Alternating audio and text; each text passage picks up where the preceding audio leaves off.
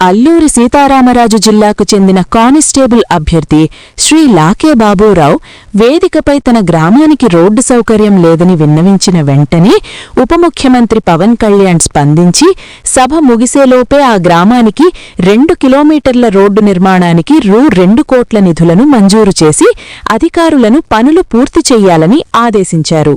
ఇది తక్షణమే అమలయ్యింది. సంఘటన వివరాలు.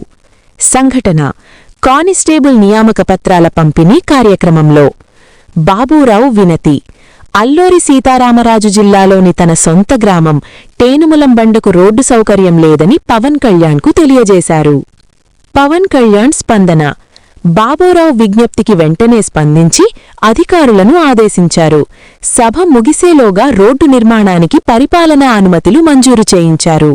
ఫలితం: నిమిషాల వ్యవధిలో 2 కిలోమీటర్ల బీటీ రోడ్డు నిర్మాణానికి రూ. 2 కోట్లు మంజూరయ్యాయి. అధికారులు పనిని ప్రారంభించారు. ఈ సంఘటన పవన్ కళ్యాణ్ తక్షణ స్పందన, ప్రభుత్వ నిబద్ధతకు నిదర్శనంగా నిలిచింది.